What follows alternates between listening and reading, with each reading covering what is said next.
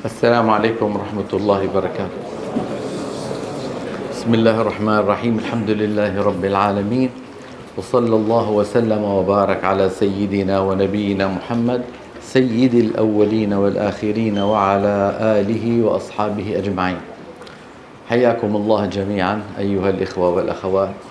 اليوم إن شاء الله نتابع حديثنا عن أبرز الأخطاء عند نطق حروف الهجاء، وكنا قد بدأنا بها بالأمس ووقف بنا الحديث عند حرف الضاد. نرى على اللوحة أبرز الأخطاء عند نطق حرف الضاد. أولا إبدالها ضاء، هذا منتشر جدا حتى في بلاد العرب يعني. فبدل ما يقولوا مثلا ضل، شو بيقولوا؟ ظل مثلا، وهكذا. ثانيا إبدالها دالا، انتبهنا أيضا بالله المغضوب عليهم ولا الضالين، هذا إيش؟ دال. ما الخطأ؟ الخطأ أنه نطق بها من طرف اللسان، والصواب أن ينطقها من الحافة، من الجانب يعني. ضا المغضوب ولا الضاء، مثل الشيخ آدم الله يحفظه لما بينطقها ما شاء الله. ثالثا نطق فراغ صوتي بزعم استطالتها، هذا موجود عند بعض الطلاب، يعني يسمعون الأستاذ يقول ولا الله ولا، فلا ينتبهون أن الصوت لم ينقطع. ولا، هل سمعتم استمرار الصوت؟ ولا، فيظنون ولا ضا، فيحدث عندهم ماذا؟ فراغ صوتي. كل فراغ صوتي عند القراء اسمه سكت، ما اسمه؟ وليس هذا من أماكن السكت، ليس هذا وإنما هو عدم انتباه. ولا الضاء، قولوا ورائي ولا الضالين.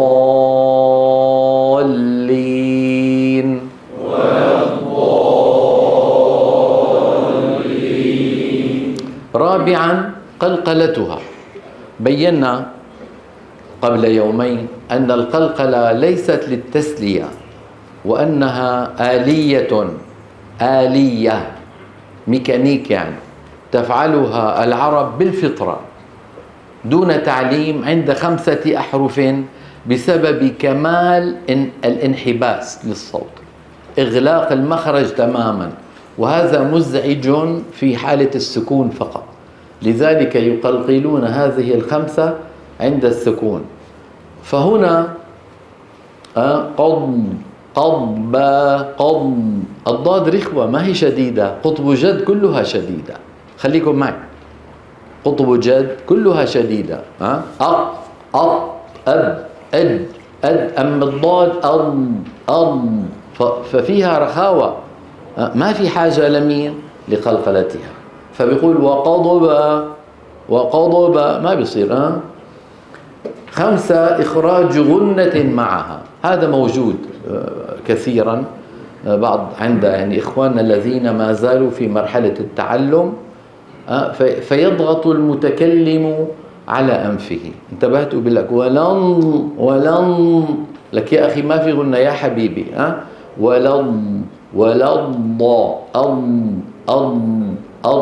صوت في الفم لا علاقة للأنف به.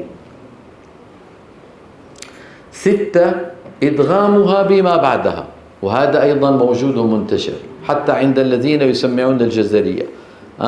ابن الجزري يقول انتبه، وهم يقولون واضطر مع وعظ. لك يا أخي عم ينبهك ابن الجزري، ينبه يقول اضطر وانت بتقول اضطر.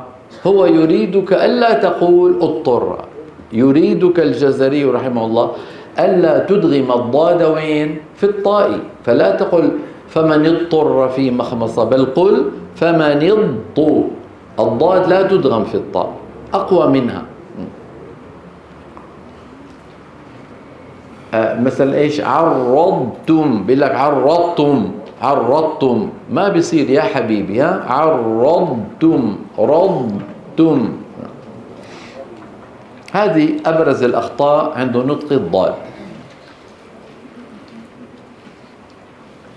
أبرز الأخطاء عند نطق اللام: أولا تفخيمها في محل الترقيق، هذا بيكون بسبب مجاورة المفخم. انتبهت كيف؟ يعني مثلا بكلمة وهو اللطيف الخبير، اللطي، اللام هنا جاورت الطاء، والطاء مطبقة مفخمة مستعلية، فيقول وهو اللطيف الخبير، وهو اللطيف الله. ماذا يجب أن يقول؟ لا، وهو اللطي، لا طي، لا طي. انتبهتوا؟ قولوا ورائي: وهو اللطيف الخبير، وهو اللطيف الخبير. هذا تفخيمها في محل الترقيق. الآن عكسه، ترقيقها في محل التفخيم. مثلا من الله، يقول من الله، يرققون اللام الأولى غالبا، من الله، من الله، فيأتون بالأولى مرققة اللام المشددة، وبالثانية مفخمة. هل يصح؟ ما يصح. ثالثا إدغامها بما بعدها، هذا كمان موجود. أنزلناه، زلنا، زل هذه لام، نا هذه نون، ما يصير نقول أنزلناه. انتبهتوا؟ ولا تحملنا، ملنا، لذلك الجزري قال واحرص على السكون في جعلنا، حتى ما يقول جعلنا. ولقد جعلنا في السماء بروجا، مو جعلنا، جعلنا. انتبهتوا كيف؟ إدغام اللام القمرية في الجيم. اللام كما نعلم وسيأتي معنا إن شاء الله، لام التعريف، لام العرب تظهرها عند 14 حرفا وتدغمها في 14 حرفا. انتبهتوا كيف؟ فالتي تظهر عندها بسموها قمرية، لأنك تقول القمر، ما تقول القمر، وتقول الشمس والقمر بحسبة، ما تقول الشمس. انتبهتوا؟ فيسمون التي تدغم شمسية، ويسمون التي تظهر قمرية. هل فهمنا هذا الأمر؟ فإدغامها إدغام اللام القمرية في الجيم. بيقول لك مثلا شو؟ والجبال أوتادا، والجبال، أصحاب الجنة، ما بيصير، أصحاب الجنة والجبال. 5 خلط صوتها بشيء من الغنة، وهذا موجود وبكثرة. بيقول لك بالله، قلت وأذكر وأكرر كثيرا. الغنة في لغة العرب تكون مع كم حرف؟ ما هما؟ ولا ثالث، ما في حرف ثالث. في لغات أخرى فيها. هلا مثلا من الأردو، تسمعون بلغة الأردو، هذه في باكستان والهند، عندهم كها وعندهم كهان، هذه لها معنى وهذه لها معنى. كها يعني ماذا، وكهان يعني قال. فبالغنة يفرقون بين ماذا وقال. انتبهتوا؟ كها، كهان، كهان. ما عندنا نحن في العربية ما عندنا غنة مع اللا أو مع الهاء أو مع أي حرف آخر، فقط وين؟ الميم والنون. أما مع اللام ما بيصير بالله، ما يصير، لازم بالله، بالله. قولوا ورائي: بالله، هكذا. أبرز الأخطاء عند نطق النون: أولا عدم إعطائها حقها من الغنة عند الوقف عليها. انتبهتوا؟ هذا بيعملوه بعض اللي بيقرأوا في المحافل، مثلا بيقولوا نستعين، عين، ما الحرف الأخير ما تفهم إيش هذا. يجب أن يقول نستعين بس، ما يزيد.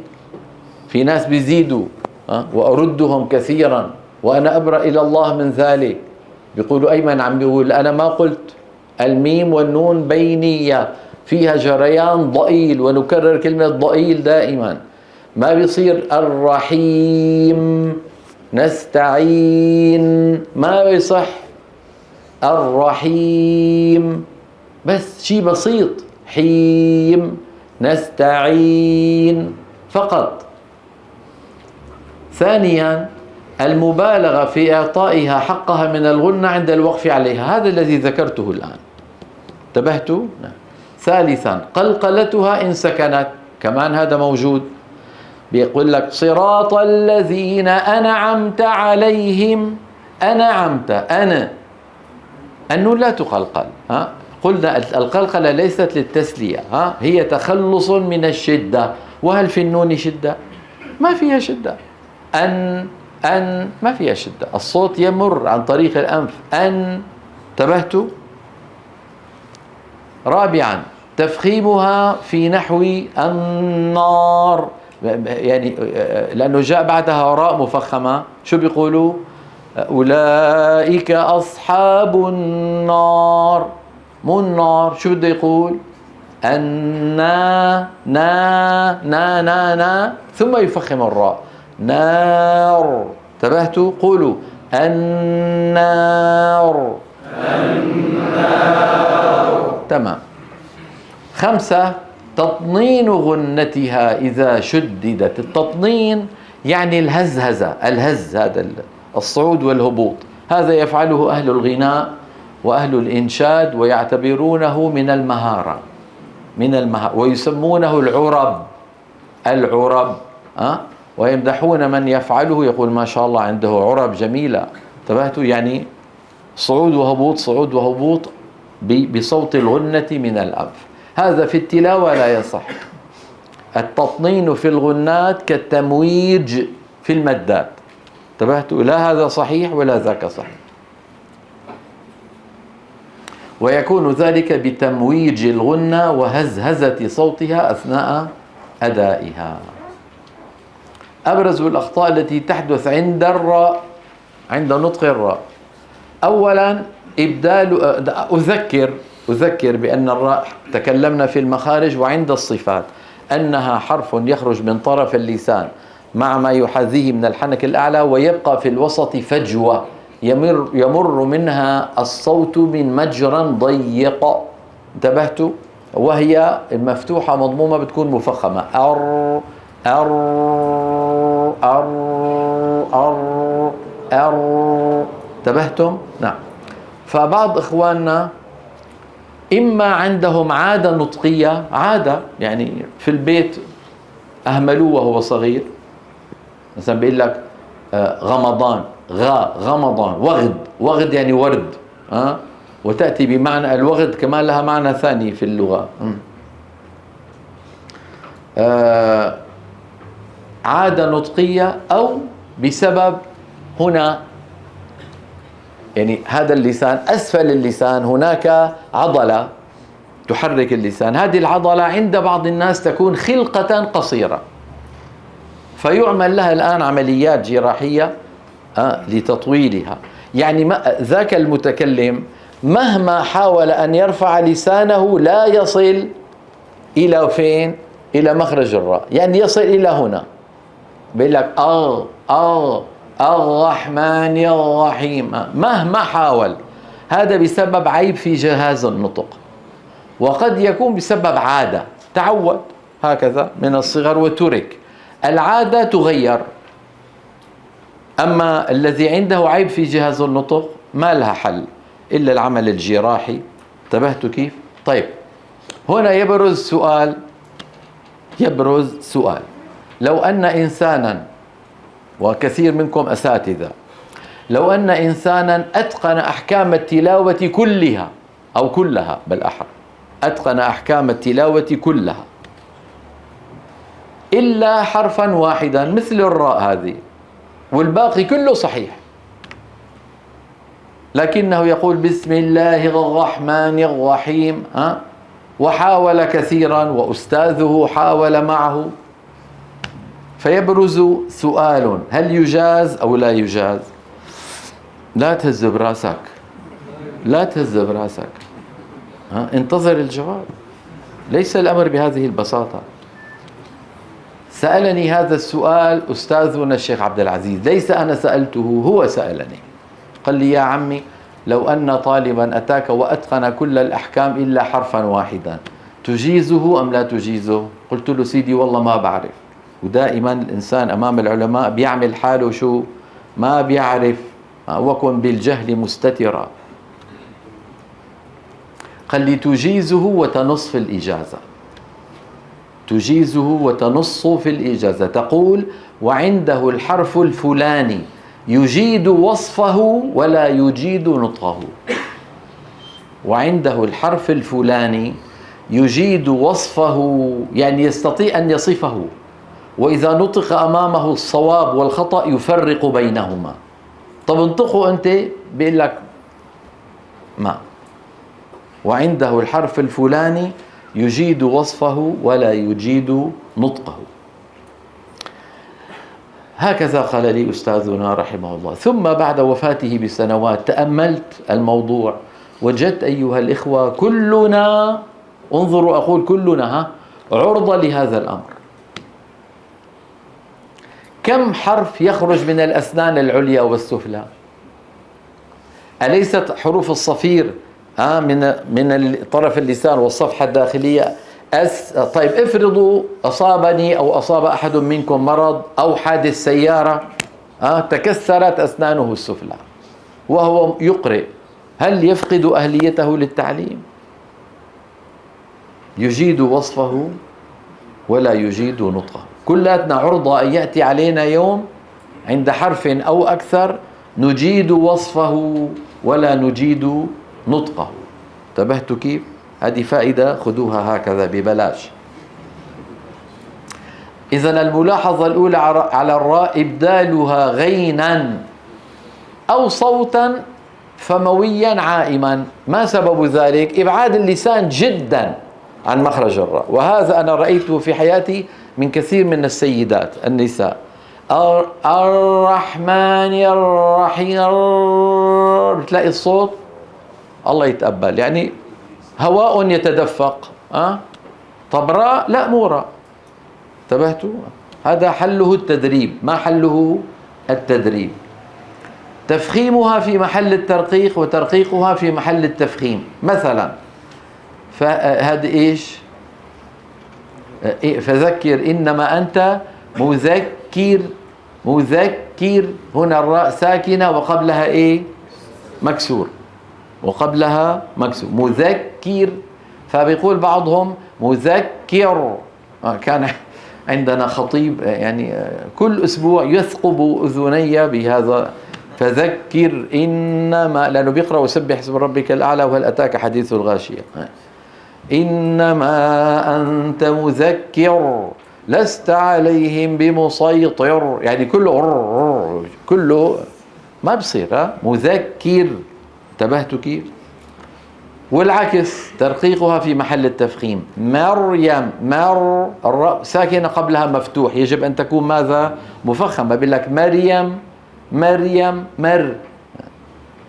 ثالثا المبالغة في تكريرها إذا كانت مشددة أو ساكنة. هذا تكلمنا عنه في دروسنا الماضية، وبينا بأنه يكون بسبب كمال الإغلاق. الفجوة التي تكلمنا عنها يقفلها، فيؤدي هذا إلى ارتعاد اللسان عدة رعدات، هذه ما تصح. الرحيم. 4 نطقها شديدة محصرمة، يعني مقفولة. الرحمن الرحيم. 5 ضم الشفتين أثناء نطقها، وهذا موجود. يظن بأنه إذا ضم شفتيه تفخمت الراء. بسم الله الرحمن الرحيم. يا أخي يا حبيبي، الراء لا علاقة لها بالشفتين. الشفتين للشفتين الواو باء ميم بس، أو أب أم، هذه الحروف التي لها علاقة بالشفتين. انتبهتوا؟ أما الراء انظروا إلى شفتي. الراء ما لهم علاقة. أما الرحمن هذا ينبه، الذي يفعل ذلك ينبه. 6 عدم بيانها إذا سكنت للوقف، يعني لا يبين صوتها لأنها حرف أخير. مثلا بيقول إيه؟ خسر، خسر، تكاد آخر حرف تسمعه السين. انتبهتوا؟ لابد من أن يقول خسر، خسر. السحر، السحر، ما يقول السح، السح. فين الراء؟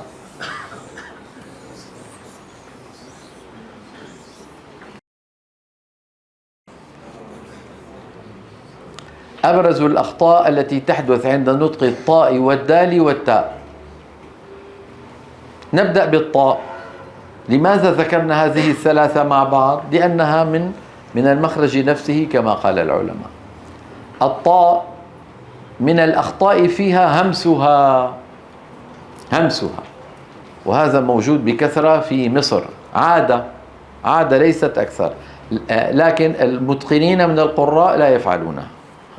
قد تجد من يقول فطال عليهم الأمد، فطا طا، سمعانين الهواء، ما يصح، هذه مجهورة، طا فطا فطال طا. ترقيقها مثلا بده يقول طباقة، شو بيقول؟ تباقة، أيضا لا يصح. الدال من الأخطاء فيها خلط صوتها بشيء من التاء، نحو الدين، الدين، مالك يوم الدين. لا يصح أن يقول التين، مالك يوم التين. التين هذا ثمرة من الثمار اسمها التين، والتين والزيتون. أما الدين شيء آخر. انتبهتوا؟ تفخيمها مثل إيه؟ إذا جاورت مفخما، صدور، شو بيقول؟ صدور، صدور، فبسبب الصاد يفخم مين؟ الدال. الذي يوسوس في صدور الناس، صدو، ما يقول صدوري ولا يقول سدوري. إذا قال سدوري رقق الصاد، وإذا قال صدوري فخم الدال، لا هذا ولا ذاك. انتبهتم يا شباب؟ شو الآية؟ الذي يوسوس في صدور الناس، الذي يوسوس في صدور الناس. التاء من جملة الأخطاء عند نطق التاء المبالغة في همسها وهي متحركة. هذا بالمغرب موجود بكثرة بسبب العادة. يقول لك الذين تتوفاهم تتوفاهم. يا أخي طول بالك، تاتا ما بدها تاتا، ما الموضوع أبسط من ذلك. تاتا. تفخيمها من الأخطاء عند نطق التاء، خاصة إن جاورت مفخما كالطاء. الذين آمنوا وتطمئن، تا استطاعوا، تطا، ولا نقول استطاعوا، تطا. انتبهتوا كيف؟ نعم. تطمئن، قولوا تطمئن، استطاعوا، تمام. 3 ترك همسها وخاصة عند سكونها. قلت لكم هذا يفعله الشعوب الهندية مع الأسف من زمن الجزري، من 650 سنة.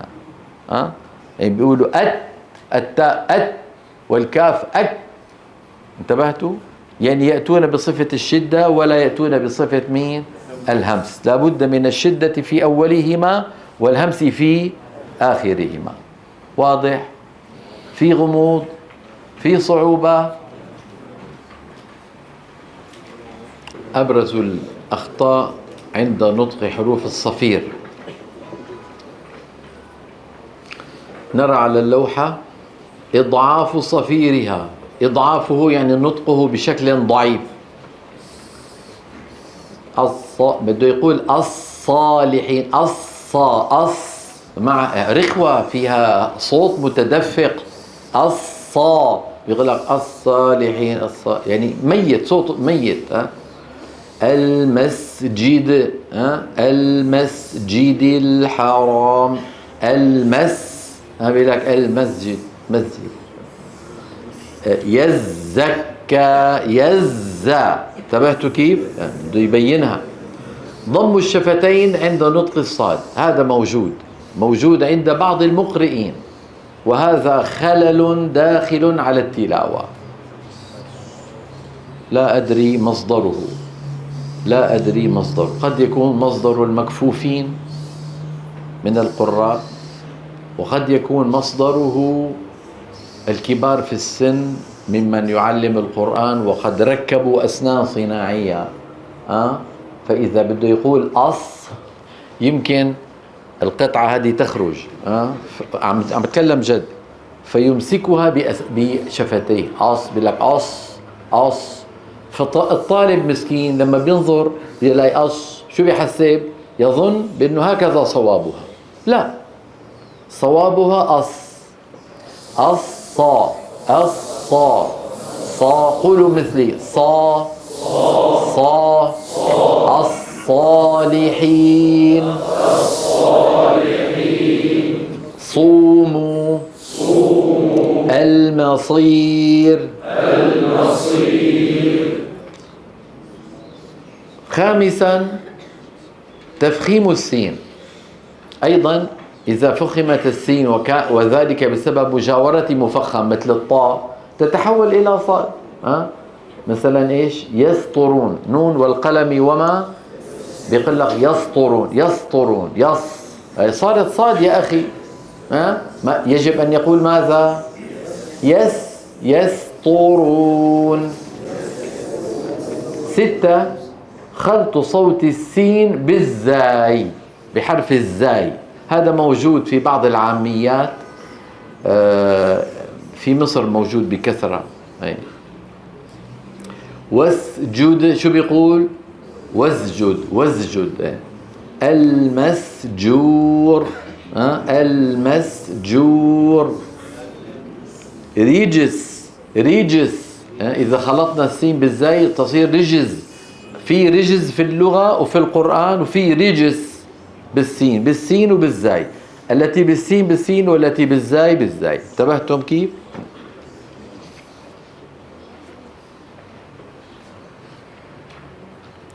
الحروف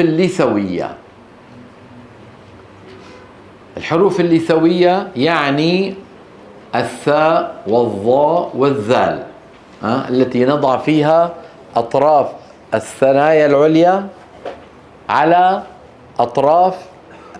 طرف اللسان، طرف على الطرف. أو أث.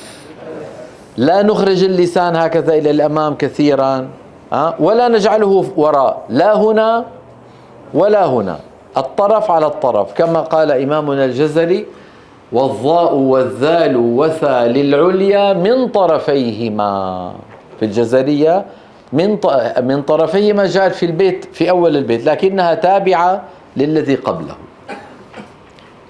ثانيا وضع طرف اللسان عند اللثة أو الصفحة الداخلية للثانية العليا بزعم أنها حروف لثوية تخرج من اللثة. لا يا أخي، العرب تسمي الشيء بما جاوره.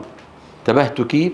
هلا العفو منكم، كلمة الغائط أتعرفون ما معناها؟ الأرض المنخفضة بس. لكن لما الإنسان يريد أن يقضي حاجته يبحث عن مكان فيه هذا الوصف حتى لا يصيب الأذى جسمه، يبحث عن مكان هكذا. فصار مع مرور الزمان ما يخرج من الإنسان شو يقال له؟ الغائط، مع أن الغائط هي الأرض الغائطة، يعني الأرض المنخفضة. انتبهتوا كيف؟ فالعرب تسمي الشيء بما جاوره. سميت هذه الثلاث حروف اللثوية لأنها تخرج من قرب اللثة لا من اللثة نفسها، واللثة هي اللحم النابت حول الأسنان. اللثة هي اللحم النابت حول الأسنان. 3 إبدال الضاء صادا مشمة زايا. هذه بالعاميات نحن نفعلها في الشام وفي مصر، ويقول الظالمين الظالمين. وفي بلاد غير العرب مثلا رمضان يقولون رمضان رمضان. انتبهتوا كيف؟ ضياء الدين. 4 إبدال الذال زايا. هذا موجود بكثرة في بعض البلاد، مثلا والذاكرين شو بيقول؟ والذاكرين صراط الذين أنعمت. الذين يجب أن يقول ماذا؟ الذي، الطرف على الطرف. 5 إبدال الثاء سينا أو تاء، كمان هذه نفعلها بالعاميات كثيرا. انتبهتوا كيف؟ سينا مثل فكثركم، واذكروا إذ كنتم قليلا فكثركم. شو يعني كثركم؟ صرتم كثيرين. أما كسركم شو يعني؟ هكذا بيقول لك كسره، بيقول له الله يكسر من أمثالك. يعني إذا ربي بده يستجيب بحسب اللفظ مصيبة. انتبهتوا كيف؟ لكن الله عز وجل يعني جل جلاله يعرف قلوب عباده ويحاسبهم على ما أرادوا لا على ما تلفظوا. يعني نحن بحكم أنا من سكان جدة من 44 سنة ونكثر التردد إلى مكة، نسمع من الحجاج عجائب. مثلا بيقول لك مرة سمعت واحد يدعو ووراءه مجموعة اللهم خرم لحومنا خرم لحومنا على النار على النار. خرم باللغة العربية يعني أثقب. خرمه يعني جعل فيه ثقوبا. اللهم خرم لحومنا على النار. هل هم أرادوا ذلك؟ ما أرادوا حرم. فالله يعاملهم على إيه؟ على نياتهم مو على ما تلفظوا به. إيه؟ يعني بنسمع عجائب والله. مرة واحد عم يدعي جماعة بالكتاب، هذا تعرفون كتاب؟ انتهى الكتاب قال طبع في مكة المكرمة. واللي وراه طبع في مكة المكرمة.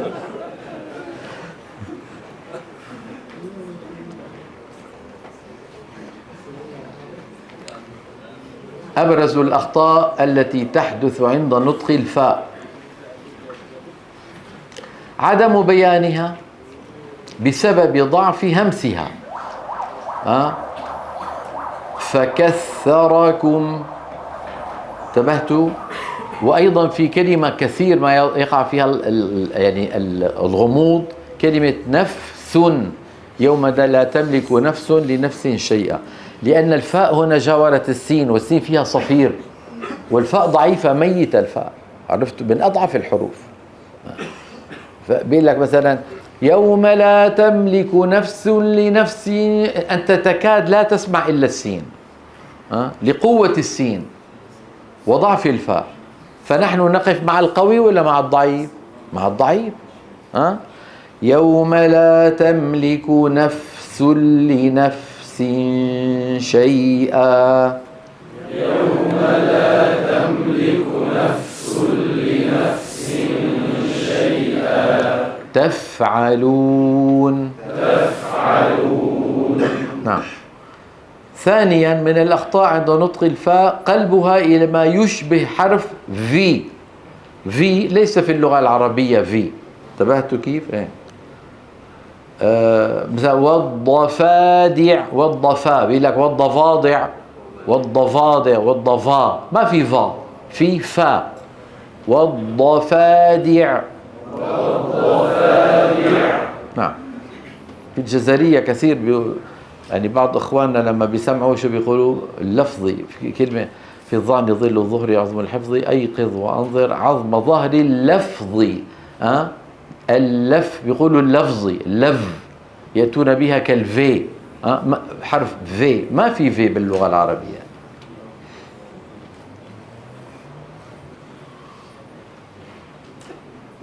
أخطاء تقع عند نطق الواو غير المادية.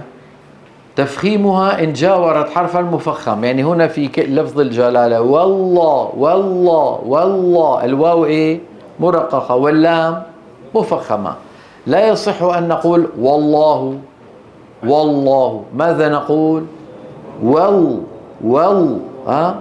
كم من شخص، يقول العلماء ليس كلامي، كم من شخص يجيد نطق الحروف مفردة ولا يجيدها مركبة. يعني سهل أن تقول وسهل أن تقول الله، لكن لما بتضع الواو قبل اللفظ الجلالة هنا تحتاج إلى دربة وإلى مهارة. والله والله. ثانيا عدم ضم الشفتين ضما تاما عند نطقها. وكان وكان لا بد من أقول انتبهت كيف؟ أما وكان الله فين الضم يا أخي؟ إياك نعبد وإياك يا أخي، هذه واو بودو ضم واو. إياك نعبد وإياك نستعين.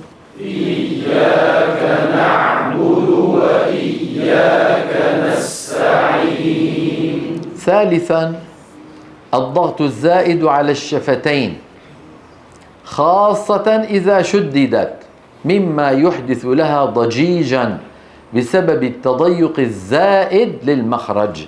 هذا غالبا يحدث مع اللي يتعلمون حديثا، تجده يقرأ يعني أعصابه مشدودة كذا، يضغط على الحروف. قوامين يا أخي شوي خوانا أبرز الأخطاء التي تحدث عند نطق الباء والميم.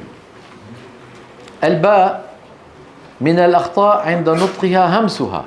ليس في اللغة العربية باء مهموسة، في العربية بي ما في بي، يوجد بي مجهورة، با بو بي.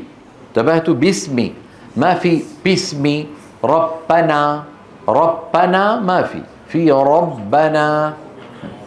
ثانيا تفخيمها إن جاورت حرفا مفخما، نحو الباطل باطل، فيقول المتكلم الباطل فيفخم الباء والألف اللي بعدها بسبب مجاورة مين؟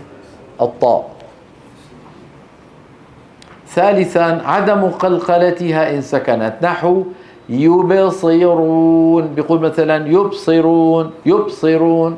انتبهتوا؟ من غير قلقلة، ما يصح. الميم أبرز الأخطاء عند نطقها بتر صوتها عند الوقف عليها حتى تكاد تصير باء.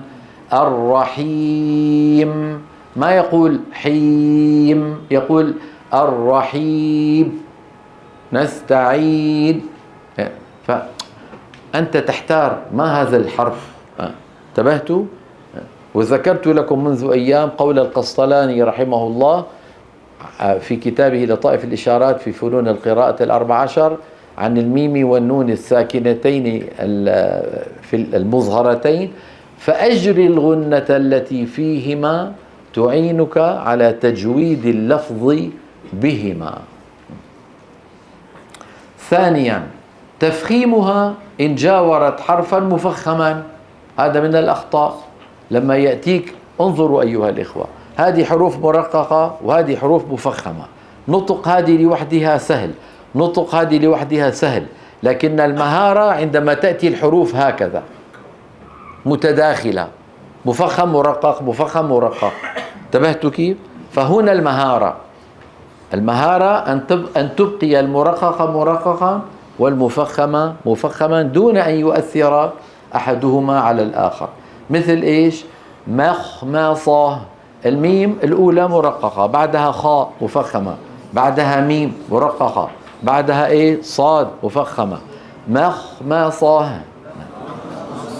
ثالثا قلقلتها إن سكنت، أيضا هذا من الأخطاء. مثلا بيقول لك يمترون، يم، وقلنا بأن القلقلة 5 لا سادس لها، قطب جد. أنعمت عليهم أيضا هذا لا يصح. بهذا نكون قد مررنا على حروف الهجاء كلها حرفا حرفا، ومن خلال خبرتي غير المتواضعة. أنا بدأت أتعلم عمري 15 سنة، مو بديت أتعلم، بديت أتعلم عمري 15، هلا عمري 68. يعني قديش صار لي عم معلم؟ 53 سنة. فمن خلال خبرتي غير المتواضعة هذا ما وجدت الناس يعني تكثر أخطاؤهم به. الحرفان الملتقيان صحيانين. الحروف أيها الإخوة الأصل فيها أن تكون مظهرة، هكذا الأصل. يعني عندك 10 حروف متتالية بدك تنطق 10، أليس كذلك؟ لكن عندما يلتقي حرفان من الحروف، يعني مثلا لو أتيت بكيس، كيس وضعت فيه الحروف العربية كلها، اتركوا الألف، لأن الألف لا تكون إلا ساكنة ولا يكون ما قبلها إلا مفتوح. يعني كيس فيه 28 حرف، وكيس آخر فيه 28 حرف، نفس الحروف، ثم أخرجت حرفا عشوائيا من هنا وحرفا عشوائيا من هنا ووضعتهما إلى جانب بعضهما. كم احتمال فيه؟ عندي 4 احتمالات، 4. الاحتمال الأول أن يكون نفس الحرف، أخرجت باء وباء، ميم وميم، تاء وتاء، هذان الحرفان اسمهما في اللغة متماثلان. ما اسمهما؟ متماثلان. فإن سكن الأول يجب إدغامه في الثاني، يجب، مو يصح، يجب. فما ربحت تجارتهم، ربحت، لو وقفت على الأولى أقول ربحت، لكن إذا وصلتها ربحت لكم ما كسبتم، لكم آخرها ميم، ما أولها ميم، إذا التقيا شو بنقول؟ ندغم الأولى في الثانية فينشأ ميم مشددة بحاجة إلى غنة طويلة.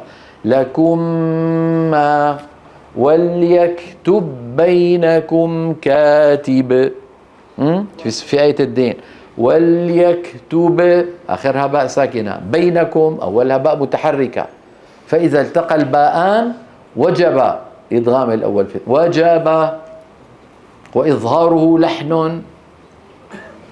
عرفتوا شو يعني اللحن؟ خطأ. ما يصح أن نقول وليكتب بينكم، ما يصح. هذا الاحتمال الأول، أن يكون الحرف الأول هو عين الحرف الثاني، ما اسمهما؟ متماثلا. طيب، الاحتمال الثاني، أخذت حرفا من هذا الكيس وحرفا من هذا الكيس وإذا بهما من المخرج نفسه لكن مختلفين، طاء وتاء، طاء وتاء، دال وطاء، دال وتاء، دال وتاء، أد أت، أد أت، من المخرج نفسه، لكن الدال غير التاء، أليس كذلك؟ هنا أيضا يجب الإدغام كالحالة الأولى، لقد تاب الله، فإذا وصلناها ماذا نقول؟ لقد تا، لقد تا، ندغم الدال في التاء فتصيران تاء مشددة، فإذا وقفت على الأولى عادت الدال لقد، إن فصلتهما عن بعضهما لقد، صلها لقد تا. انتبهتم؟ هذا اسمه حرفان ايه؟ متجانسان، إذا التقيا والأول ساكن وجب الإدغام. قال إمامنا الجزري وأولي مثل وجنس، إن سكن ايه؟ أدغم، أدغم فعل ايه؟ فعل أمر. انتبهتوا كيف؟ الاحتمال الثالث أن يكون الحرف الأول من نعود إلى الكيسين، خليكم مع الكيس، خليكم معي. مددت يدي إلى الكيس الأول فأخرجت حرفا، ثم مددت يدي إلى الكيس الثاني فأخرجت حرفا، وضعتهما إلى جانب بعضهما وإذا هما من مخرجين قريبين، ليس من نفس المخرج لكن المخارج شبه متقاربة، مثل قاف وكاف مثلا. انتبهتوا كيف؟ دال وضاد، دال وضاد، هل الدال والضاد من مخرج واحد؟ لا. أد من طرف اليسار، أض من الحافة، أليس كذلك؟ فإن وجد ذلك هذا اسمه عند العلماء حرفان متقاربان. هذه الحالة الثالثة. إذن الحالة الأولى متماثلان، الحالة الثانية متجانسان، والحالة الثالثة متقاربان. والله ما شاء الله. هذا المتقاربان يدرس في علم القراءات، لا في التجويد، لا يدرس في علم التجويد، يدرس في علم القراءات. ليه؟ لأن القراء مختلفون فيه، فمنهم من روى إظهاره ومنهم من روى إدغامه. انتبهتوا كيف؟ يعني مثلا فقد ضل سواء السبيل، الدال والضاد، من القراء من نقلها فقد ضاء، ومنهم صاحبنا حفص، ومنهم من نقلها فقد ضل، ومنهم ورش. انتبهتوا كيف؟ مثلا لقد صدق الله ورسوله الرؤيا بالحق، لقد دال وصاد، أد أص متقاربين في علم القراءات. فمن القراء من رواها بالإظهار لقد صدق، ومنهم حفص، ومنهم من رواها لقد صدق بإدغام الدال في الصاد. أين يدرس هذا؟ في علم القراءة. وإذ زين لهم الشيطان، إذ ذا الذال من أطراف الثنايا العليا مع طرف اللسان، الزاي من تحت، أز. فمن القراء من رواها وإذ زين مظهرة، ومنهم صاحبنا حفص، ومنهم من رواها مدغمة، وإذ زين كأبي عمرو البصري مثلا، وإذ زين أسهل. الله يرحمه أبو عمرو البصري، جزاه الله خير، والله سهلة وحلوة. قولوا بالإظهار، قولوا وإذ زين. أليست ثقيلة؟ بالله عليكم أليست ثقيلة؟ ثقيلة يا أخي. أبو عمرو رواها لنا إيش؟ وإذ زين. شايفين ما أحلاها؟ والله حلوة. من العرب من يفعل هذا، ومن العرب من يفعل هذا، وبعض القراء نقلوها لنا مظهرة، وبعضهم نقلها لنا مدغمة.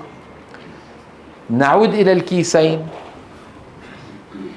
مددنا يدنا إلى الكيس الأول فأخرجنا حرفا وحرف من الكيس الثاني، وضعناهما، وإذا واحد من الشرق والثاني من الغرب. همزة من الحلق وباء من الشفتين. ما علاقة همزة من الحلق بباء من الشفتين؟ ما في علاقة. اسمهما الحرفان المتباعدان. شو اسمهما؟ ما حكمهما؟ الإظهار، وانتهينا. إذن كم حالة؟ لا رأس متباعدين يا رجل، متماثلين، متجانسين، والله مزبوط. شاطرين انتم. تعريف الإدغام: أحوال الحرفين الملتقيين. هذا الذي أمامكم على اللوحة شرحته لكم.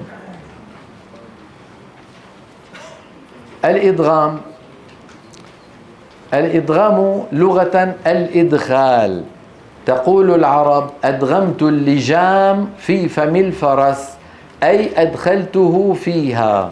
هذا الذي على الفرس، هذا الجلد يدخلونه في فم الفرس، اسمه اللجام. شو اسمه؟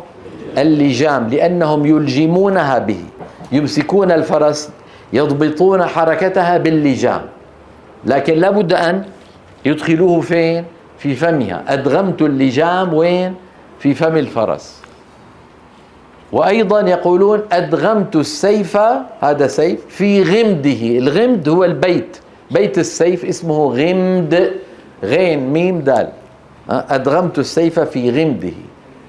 فمن هذا المعنى الموجود في الاستعمال اليومي نقلوا هذا المعنى اللغوي إلى المعنى الاصطلاحي، فقالوا اصطلاحا هو إيصال حرف ساكن بحرف متحرك بحيث يصيران حرفا واحدا مشددا من جنس الثاني يرتفع المخرج عنهما ارتفاعة واحدة، نحو وليكتب. تب، انظروا، تب هذه الباء الأولى، باء هذه الباء الثانية، فكم ارتفاع ارتفع المخرج؟ ارتفاع واحدة، يعني أطبق على باء وانفتح على باء، فصعد اللسان أو المخرج صعد مرة واحدة. همط، مط، فصعد مرة واحدة بدل أن يصعد كم مرة؟ همت طا. لو أظهرنا لقلنا همت طا، مت طا، سنصعد كم مرة؟ مرتين، مرة للتاء ومرة لمين؟ للطاء. فلما أدغموا ماذا قالوا؟ همت طا، فصعدوا كم مرة؟ مرة واحدة. إذن أسهل ولا مو أسهل؟ أسهل. هذا مدخل للمبحث الآتي. الحرفان المتماثلان شرحتهما لكم، هما الحرفان المتفقان في المخرج والصفات، باء باء، تاء تاء، ميم ميم. إذا التقى المتماثلان والأول منهما ساكن وليس بحرف مد، هذا مهم جدا، حرف المد لا يدغم. قالوا وهم فيها يختصمون، قالوا وهم، هذه واو هذه واو، والأولى ساكنة، هل ندغم؟ لا. لو أدغمنا لقلنا قالوا وهم فيها، ولا يفعل ذلك أحد من القراء. انتبهتوا؟ إذن هذا قيد لازم، والأول منهما ساكن وليس بحرف مد وجب الإدغام، نحو وقد دخلوا، قولوا ورائي وقد دخلوا، بل لا تكرمون، يدرككم، يكرهن. فإن تحرك الأول منهما أو كان حرف مد فلا إدغام. تحرك مثل إيش؟ يعلم ما، يعلم ما، التقى ميمان لكن الأولى متحركة ليست ساكنة فلا إدغام. انتبهتوا كيف؟ طيب، في يوم تعرج الملائكة والروح إليه، في يوم، في يوم، في إدغام؟ ما في إدغام. في ممدودة حركتين، وسنشرح الحركتين بعدين. في يوم، اصبروا وصابروا، في إدغام؟ ما في إدغام. هذا المتماثلان صعب؟ متجانسان، هما الحرفان المتفقان في المخرج والمختلفان في بعض الصفات. انتبه، مثل الدال والتاء، الطاء والتاء. إذا التقى متجانسان من الصور الآتية، في 8 صور ستأتي معنا، 8، والأول منهما ساكن وجب الإدغام، نحو قد تبين. قولوا قد تبين، لا نقول قد تبين أبدا. وينحصر إدغام المتجانسين في كم صورة؟ 8. الحالات 8 لإدغام المتجانسين: أولا الزال في الضاء، الزال في الضاء، الزال والضاء من المخرج نفسه. انتبهتوا؟ إذ، قولوا إذ، زال زال، إذ ظلمتم.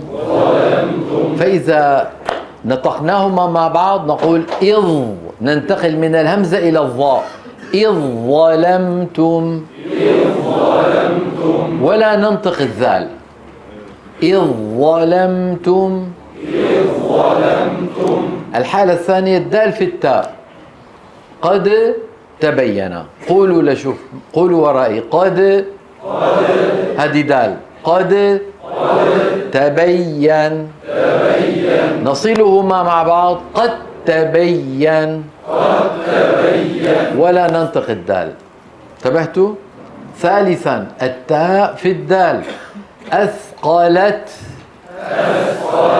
هذه تاء. دعوى، فإذا وصلناهما نبدل التاء دال وندغم الدال في الدال فيصير النطق دال مشددة. أثقلت دعوى. رابعا التاء في الطاء. فآمنت طائفة. فإذا وصلنا آمنت مع طائفة تختفي التاء وتتحول إلى طاء. فآمنت طائفة. الحالة الخامسة اللام في الراء.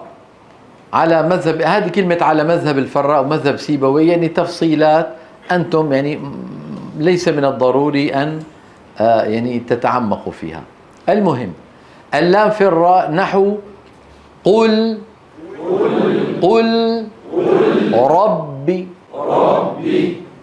ربي. هذا سيأتي معنا اسمه الروم. يعني نخفض الصوت. ربي. قل ربي. فإذا وصلناهما قل ربي.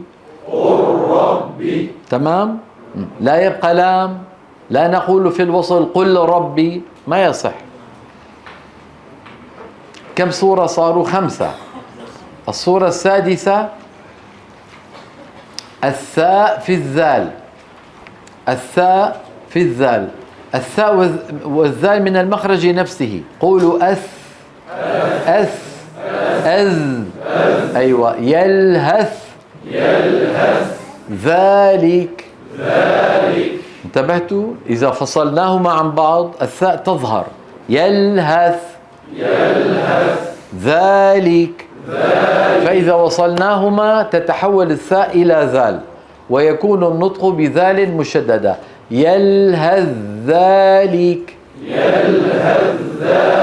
هذا الموضع في سورة الأعراف. هل من الضروري أن أصله؟ لا. لك أن تقول إن تحمل عليه يلهث أو تتركه يلهث ذلك مثل القوم. شيء جميل. لكن إن وصلتها ماذا تفعل؟ تدغم الثاء في الذال.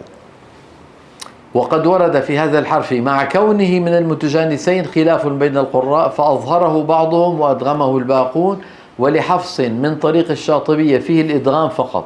يعني لما نصل شو بنقول؟ يلهث ذلك. نعم. أما من طريق طيبة النشر فلحفص فيه الإظهار والإدغام. يعني هذه معلومات توسع أنتم في غنى عنها. سابعا الصورة السابعة الباء في الميم، وهو قوله. لاحظوا نقول هو قوله، ما نقول نحو أو مثل، لأنه لا يوجد غيره في القرآن. وهو قوله اركب معنا. قولوا لشوف اركب. فخم الراء. اركب معنا. اركب معنا. فإذا وصلناهما نحول الباء إلى ميم وننطق ميم مشددة. اركب معنا. طيب. ننظر في اللوحة.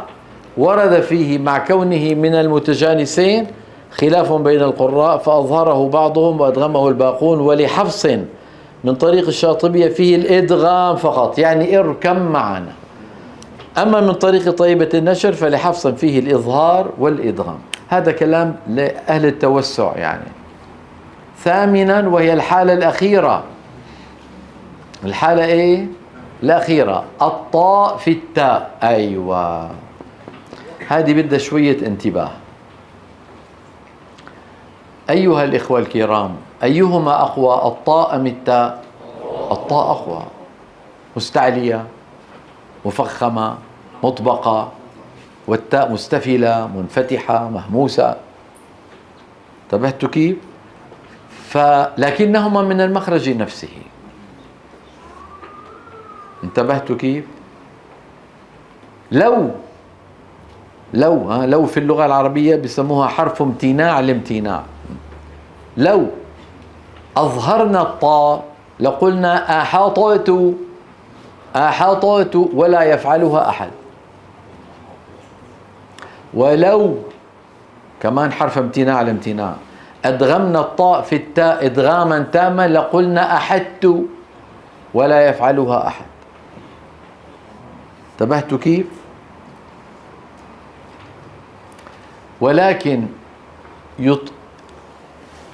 التاء والطاء من المخرج نفسه قلنا، أليس كذلك؟ ماذا يفعلون؟ يطبقون على طاء غير مقلقلة ويجافون اللسان، يعني يباعدون اللسان على تاء هكذا. أحط، يعني هو إدغام لكن بيسموه ناقص، هو إدغام. طب ليه اسمه إدغام؟ لأن المخرج ارتفع ارتفاعة واحدة عن الحرفين. الطاء أطبق على طاء وانفتح على تاء، فلما ارتفع المخرج ارتفاعا ولم يرتفع ارتفاعتين أحاطت سمي إدغاما. ولما الطاء بقيت، الإدغام معناته الأول يتحول إلى الثاني، ما تحولت الطاء، لم تتحول إلى تاء. انتبهتوا؟ فهو إدغام ولكنه طيب شوفوا هالمثال هذا، انظروا إلى هذا القلم بالنسبة إلى جيبي. هذا القلم ظاهر ولا مدغم؟ ظاهر، ألا ترونه؟ طيب هيك مدغم. طيب هيك طلعوا له هيك أيوة بارك الله فيك، بعضه مدغم وبعضه ظاهر، وهكذا الطاء. أحط، انتبهتوا؟ طاء غير مقلقلة. قال أحط، أحط، أيوة. إذا قلنا أحط ما يصح، نكون قد حولنا التاء لمين؟ لطاء، ولا يصح. أحط. طيب إذا قلنا أحدت أيضا لا يصح، نكون حولنا الطاء إلى تاء. وقلنا القوي لا يدخل في الضعيف، القوي الطاء قوية، القوي لا يدخل في الضعيف. أحط بما، لئن بسطت يدك، فرطتم، فرطت في، وضح؟ هذه هي الصور الثمانية لمين؟ للمتجانسين. الآن اللي ذكرناه منذ قليل هذا كله مراجعة، هذا ما هو درس جديد. الآن حدثتكم عن المتماثلين والمتجانسين، الآن المتقاربين، فلا تظنوا هذا معلومات جديدة. الحرفان المتقاربان هما الحرفان المتقاربان في المخرج والصفة، لكن مو من نفس المخرج. الأول من مخرج والثاني من مخرج قريب. نحو نخلقكم، القاف أق والكاف أك، واحدة من الحنك اللحمي والعظمي والثانية من الحنك العظمي فقط. أق، قولوا أق، أك، أق، أك. الدال والضاد، الدال من طرف اللسان أد، والضاد من الحافتين أض. كذبت ثمود، التاء من طرف اللسان أت، الثاء من رأس من طرف اللسان مع أطراف الثانية العليا أث. انتبهتوا؟ كذبت ثا أو كذبث، هذا أسهل. انتبهتوا كيف؟ هذا يدرس وين؟ في علم القراءات. نرى على اللوحة إدغام المتقاربين في موضع اتفاق وفي موضع اختلاف. المتفق عليه من إدغام المتقاربين ما نراه على اللوحة، اللام في الراء هذا على مذهب سيبويه. قل ربي، انتبهتوا كيف؟ وهذا درسناه من شوي. والقاف في الكاف من ألم نخلقكم، هذا موضع اتفاق. ما أحد يظهر هذه القاف، ما أحد يقول ألم نخلقكم أبدا. وأغلب القراء يدغمون القاف في الكاف إدغاما تاما فيقولون ماذا؟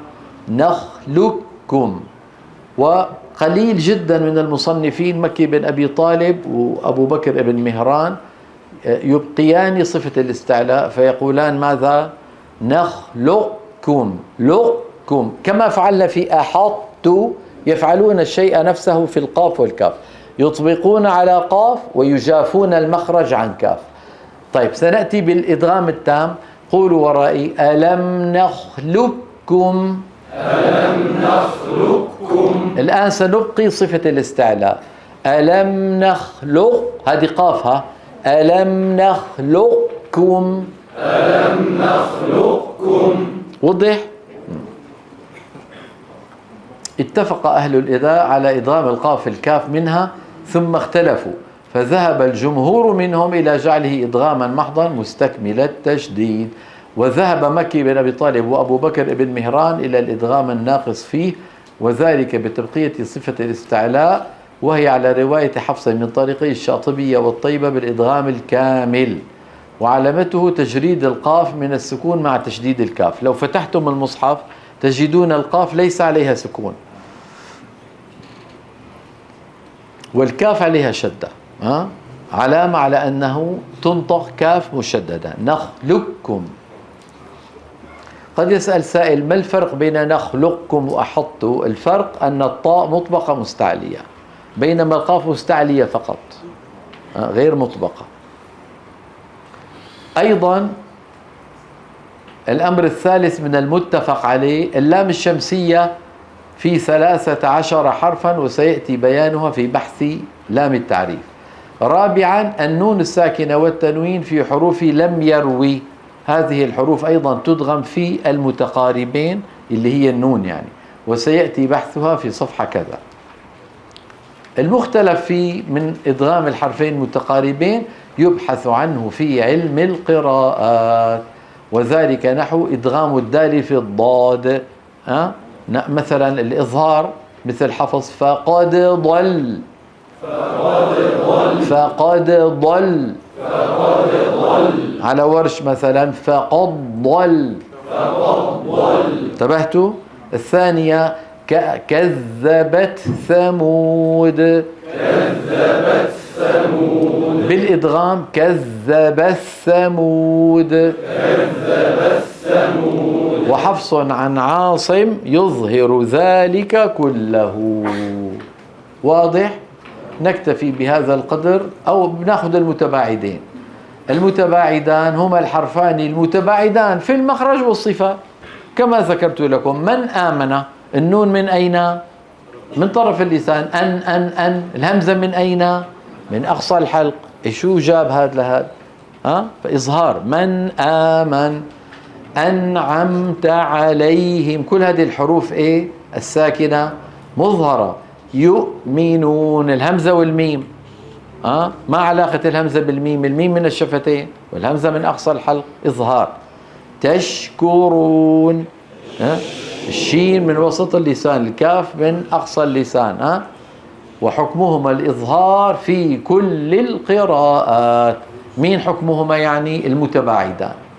المتباعدان ما أحد يدغمهما أبدا. واضح؟ إذن قسمنا الحروف إلى 4 مجموعات: المتماثلين والمتجانسين يجب الإدغام إن سكن الأول، المتقاربين تدرس أغلبها في علم القراءات، والرابع المتباعدين حكمهما الإظهار. ناخذ هي ولا نعستوا؟ بسيطة هي. فائدة: علامة الإدغام الكامل في ضبط المصحف هي تجريد الحرف الأول من السكون مع تشديد الحرف التالي، نحو يدرككم. انظروا إلى كلمة يدرككم، كاف وكاف، لكن الكاف الأولى ما عليها ولا شيء، بينما الكاف الثانية شو عليها؟ شدة. عصوا وكانوا، الواو الأولى ما عليها ولا شيء، الواو الثانية ما الذي عليها؟ شدة. اركم معنا، الباء ما عليها ولا شيء، الميم ماذا عليها؟ شدة. وقل ربي، اللام عليها شيء، الراء مشددة. ألم نخلقكم، القاف عليها شيء، الكاف مشددة. اللام عليها شيء، لا، السين مشددة. انتبهنا كيف؟ هذا الإدغام الكامل. طيب الناقص ما علامته؟ تجريد الأول من غير تشديد الثاني. تجريد، عرفتوا شو معنى تجريد؟ يعني عدم وضع السكون. جردته يعني أخذت منه السكون. ها؟ علامة الإدغام الناقص في ضبط المصحف تجريد الحرف الأول من السكون مع عدم تشديد. هنا عدم، ها، وهنا تشديد. هنا تشديد، هنا عدم. أحطت، الطاء ليس عليها سكون والتاء ليس عليها شدة. بسطت، الطاء ليس عليها سكون والتاء ليس عليها شدة. كذلك الأمر في فرطتم، وكذلك الأمر في فرطت. بهذا نكون قد انتهينا من هذا المبحث. غدا إن شاء الله، غدا الجمعة عندنا درس، احنا ما في عندنا عطلة، مع الله إلى أن نلقى الله. غدا إن شاء الله نأخذ لام التعريف. لام التعريف بتعرفوها، الثقيل من المعلومات ذهب، يعني الثقيل من المعلومات ذهب. الآن معلومات تعرفونها، نمر عليها بسرعة حتى تكونوا قد مررتم في هذه الدورة بعلم التجويد كله لا بعضه. نعم. غدا نتكلم على لام التعريف إن شاء الله تبارك وتعالى. السلام عليكم ورحمة الله وبركاته.